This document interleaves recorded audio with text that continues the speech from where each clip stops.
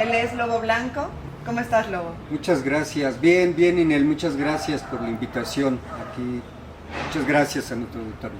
Pues un placer recibirte. Como les decía, Lobo Blanco, entre varias cosas, es miembro de Paxtocan Mexica del Valle de Anáhuac y pues lleva a cabo bastantes actividades en torno al rescate de nuestra cultura, nuestra identidad y también de defender la tierra en los distintos grupos indigenistas. ¿Nos puedes platicar un poquito más justamente de qué es lo que haces?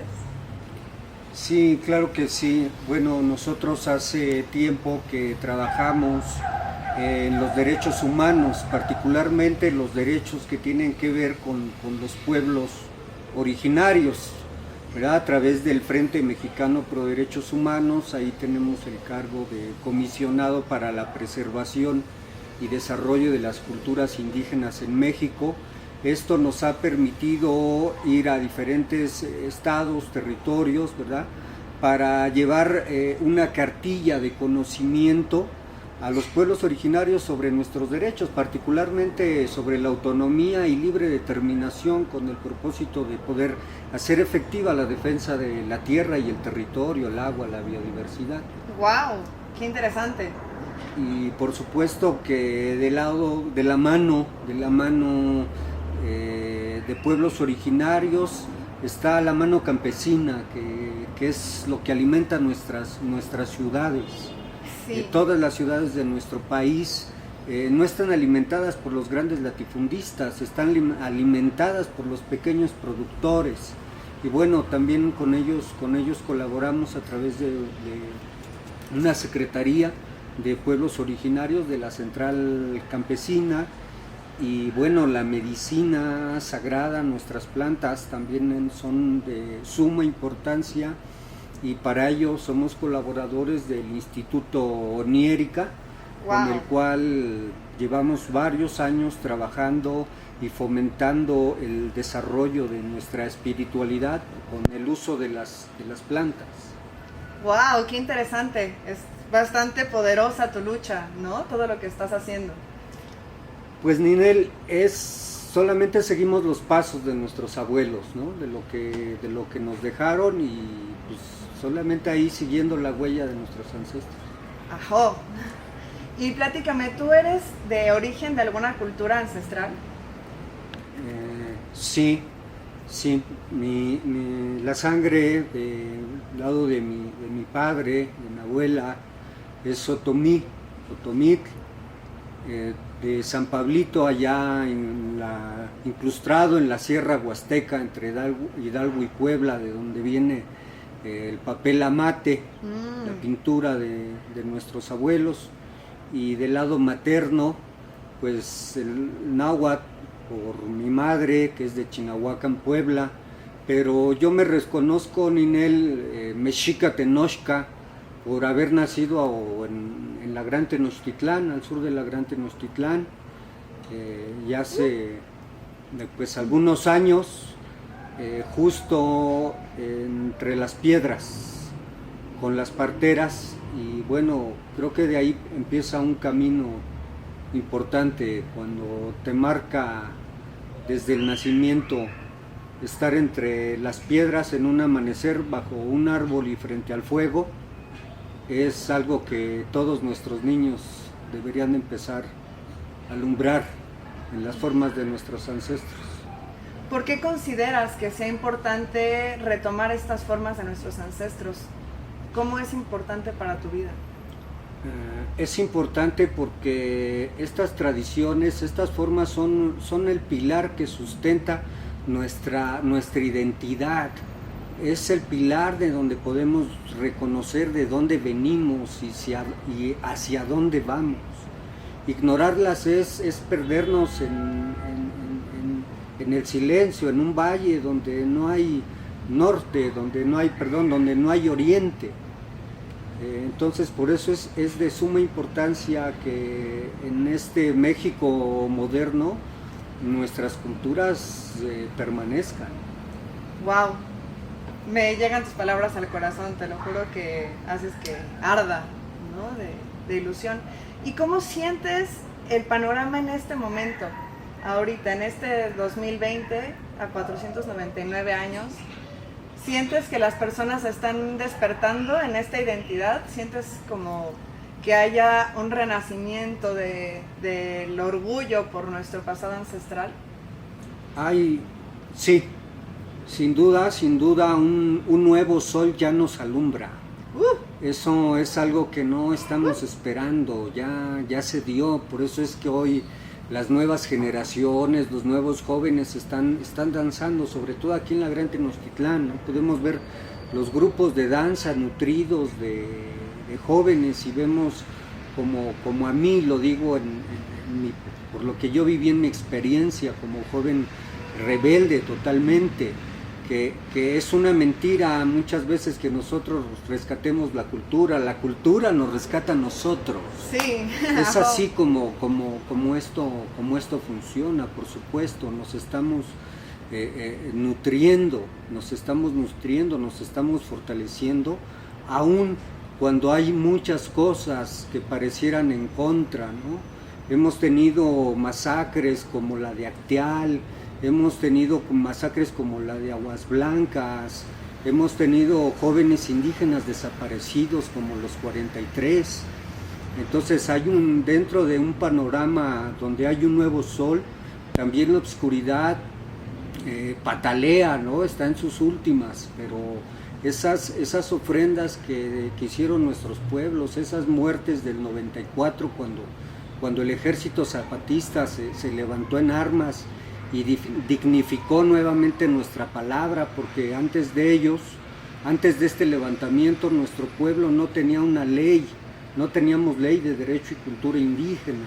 Aún está mocha, aún le falta mucho, pero sí, indudablemente un nuevo sol nos alumbra. Tan así es que se está conformando el Tlactocan mexica de Anáhuac, y eso es el resurgir latente y vivo. No corresponde ya a un pasado, sino al aquí presente, y a la hora. Sí, se está escribiendo ahorita. Sí. Gracias al Gran Espíritu por eso, porque efectivamente así es.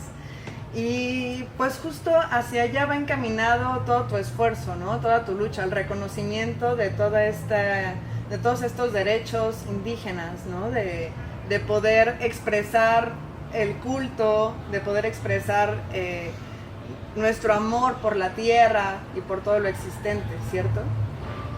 Sí, ya lo dijo un poeta, ¿verdad? La verdad nos hará libres.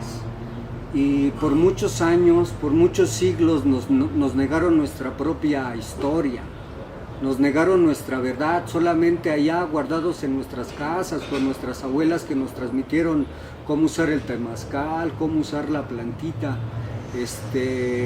Fue resistiendo, pero hoy de nuevo en este nuevo sol la consigna de Anáhuac hablaba de guardar, de ocultar, pero la consigna hasta nuestros días ya prescribió. Ahora es el momento de dar a conocer, ¿verdad? Así es. De darlo a conocer y precisamente involucrarnos en el tema de la salud, de la educación, de la filosofía tolteca, porque esto no es nuevo, Ninel. No somos los mexicas los que trajimos la filosofía. Hay una línea ininterrumpida de educación desde los tolteca hasta los mexica, y en esta línea ininterrumpida de educación, quiero decirlo, ya era un sistema público, gratuito y obligatorio. Entonces es misión nuestra, de todos aquellos que alguna vez leímos la consigna de Anáhuac, ¿verdad? Lo importante de haberlo leído, Ninel, es volvernos en brazos ejecutores de esa consigna. Ajá. ¿Sí? En brazos ejecutores de eso. Y si la consigna dice que hemos de renacer en nuestras casas, bueno, es el momento de hacer nuestras casas como esta misma. Claro esta que sí. Ya es el resurgir. Así es. ¿Sí? Entonces, la tarea no es del lobo, la tarea es de todos nosotros. Solo que algunos, es un poquito que algunos damos a esta tarea el tiempo que nos sobra, ¿verdad? Nos concentramos más en la cuestión occidental, ¿verdad? Y le damos un pedacito de nuestro tiempo, y hay quienes quienes poco a poco nos vamos enrolando de tal manera que esto ya es una consigna de lucha y de resistencia. Claro, es una forma de vida, es un objetivo del día a día, ¿no? Es pues ya el camino que uno elige tomar para hacer de nuestra forma de vida algo que honre la memoria y las enseñanzas de nuestros ancestros. Y pues yo creo que esa es la forma de vida más, pues más acorde con la voluntad del Gran Espíritu, porque es vivir respetando la vida de todo lo que existe, ¿no? La vida de todos nuestros hermanos en todos los planos y todas las dimensiones. Entonces, pues es una labor muy importante, que era justo las enseñanzas de nuestros abuelos toltecas, de nuestro abuelo Quetzalcóatl, ¿no? El poder llevar una vida en honor, una vida en honrar el regalo mismo de estar vivos, de ser una parte del Creador y de poder agradecer y retribuir a todos estos regalos que recibimos cada día, ¿no? Como el agua, la comida, el sol. Sí, por supuesto, es la manera en que nuestros abuelos nos transmitieron lo que ahorita mencionas, ¿no? Entender que para nosotros el viento, el agua, el fuego, los 4 elementos siempre fueron un elemento sagrado y que ahorita se reivindique sí, como sagrado, y que a estas alturas la humanidad, ¿verdad?, se esté dando cuenta que lo mejor es vivir allá en el monte, ¿verdad?, allá en la sierra, ¿no? Que ya vemos que las grandes ciudades, como se fueron construidas, están en total crisis. Vemos una crisis existencial del sistema, ¿no? Vemos una crisis en la política, en la religión, ¿no? Y nuestra cultura de alguna manera está comprobado que pudimos existir sin la moneda, ¿no? Ese intercambio del trueque que permitió ni nada más ni nada menos que tener un comercio desde Alaska hasta Nicananahuac, hasta Nicaragua, y que tuviéramos la sede de comercio en Tlatelolco, y que ahí hubiésemos podido dar medida, ¿no? Habla mucho de un desarrollo humano con un factor civilizatorio, yo creo que mayor al que hoy tenemos. Por mucho, y justamente ahí quisiera dar mi punto de vista respecto a lo que dices. Yo creo que no es necesario vivir en los montes o en las montañas, sino aprender a vivir civilizadamente, como lo dices, ¿no? O sea, la Gran Tenochtitlan era una gran urbe, era una gran metrópoli, la más grande de todo el continente, y vivían en perfecto equilibrio y en perfecta armonía. Cada uno tenía su lugar en la sociedad y lo que tenía que hacer lo hacía con mucho amor y lo mejor que podía. Y cada uno respetaba el espacio y las cosas de los demás. Y todos trabajaban por ese bien colectivo. Entonces todos tenían comida para sí mismos y ayudaban en las obras públicas y en la construcción de lo que les iba a beneficiar a todos los demás, de los puentes, de los diques, de las pirámides, de todo. Bueno, los teocalis. Entonces no necesitaban vivir apartados, podían vivir dentro de una sociedad multicultural, porque aparte, tanto aquí como por ejemplo en Teotihuacán, pues llegaba gente de todas partes del continente y todos podían vivir en un equilibrio social precisamente por eso, porque sabían respetar las cosas de unos y de otros y intercambiaban. Nadie deseaba acumular, nadie deseaba lo que no era suyo. Al contrario, todos veían por el bien común. Entonces se puede vivir en una sociedad tan grande y diversa como es la Ciudad de México, pero si todos aprendiéramos a vivir acorde a estos valores. Porque yo creo que ahí radica una de las claves principales, el sistema de valores, que es algo que el europeo pues vino a romper. De entrada porque ellos ya venían con otra forma de vida, ¿no? En la cual pues sí había engaños, sí había trampas, sí había mentiras, sí había deshonestidad. Y aparte vienen aquí y nos engañan, ¿no? O sea, la gente de aquí la traicionan. todas las personas de aquí confiaron en ellos para rebelarse en contra de los mexicas y poder cambiar el sistema de gobierno que había hasta ese momento. Y los españoles les dicen, sí, peleen conmigo y entonces todos los vamos a liberar y ahora vamos a hacer una alianza ustedes y nosotros y ya vamos a gobernar todos juntos y ¡pum! Ganan los españoles y pues matan y esclavizan a todos, ¿no? Entonces, pues ante esa deshonra, ante esa traición que recibieron, pues nos volvimos rencorosos unos con los otros, nos volvimos pues, gandallas, ¿no? Te quiero quitar, quiero aprovecharme de ti porque hace mucho eso me hicieron a mí y eso se nos grabó y se volvió nuestra forma de vida, pero no implica que tenga que ser siempre así, porque en nuestra sangre eso no está. Eso lo aprendimos y lo heredamos, pero en realidad en nosotros está la naturaleza de ser honestos, de ser honrados y de poder buscar este bien comunitario, que eso es algo que ya lo he mencionado, se expresa muy fácilmente, ¿no? Como en los terremotos y desastres naturales es muy evidente cómo luego todos corremos a apoyar. Entonces, pues es regresar a estos valores y a este reconocimiento de dónde provenimos realmente.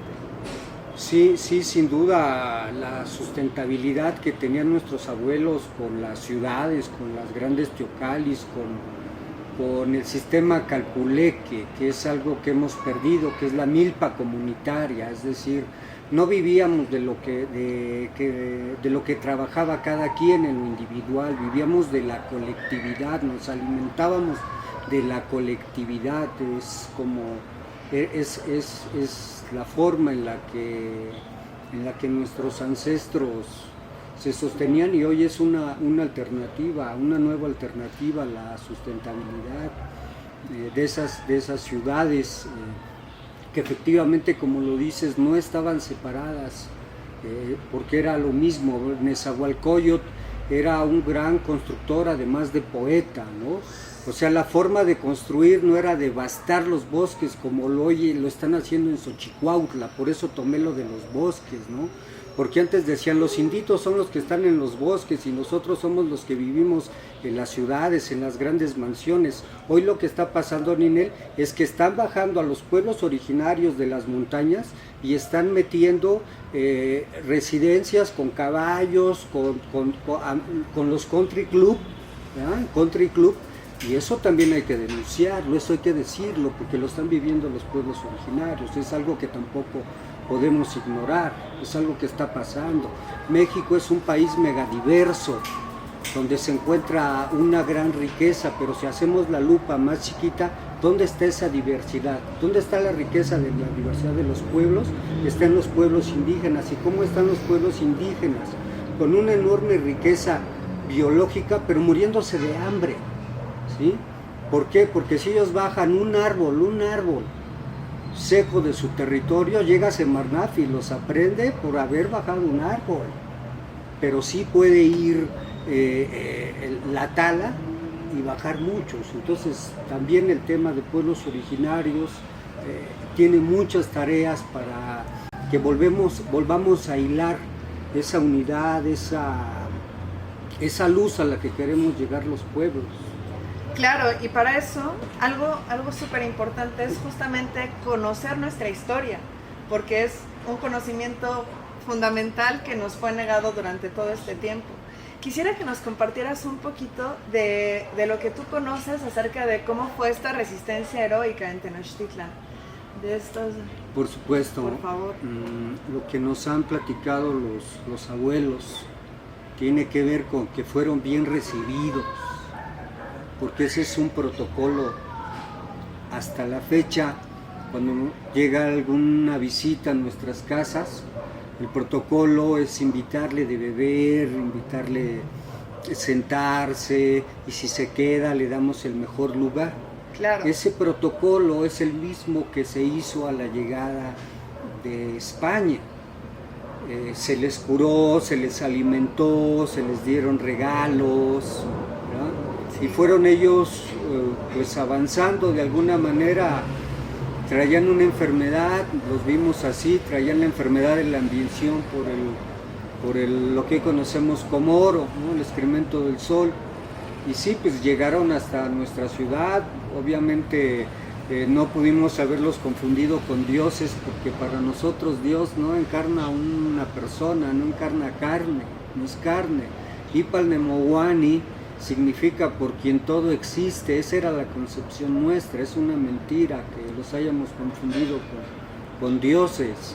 Nunca llegaron al altar principal, fueron recibidos en el templo de Axayacat, efectivamente. En todo caso se les dio un cargo de mandatario. Ya una vez aposentados, una vez que se le había dicho también al Tlatoani, Moctezuma Xocoyotzin, que fuesen atacados, él dijo algo muy importante. Dijo, no he de ser yo el que rompa el protocolo de bienvenida y de recepción que siempre hemos tenido. Si así lo hiciera, peor fuera para nosotros. Ya nos habían acusado de caníbales y de otras muchas cosas. Sin embargo, cuando Hernán Cortés, ya aposentado aquí, se entera de que lo manda a detener el rey por dos cosas, una por haber robado y otra por haber mentido, ¿no? Porque recordemos que había robado los barcos de Cuba y el gobernador lo mandó a detener.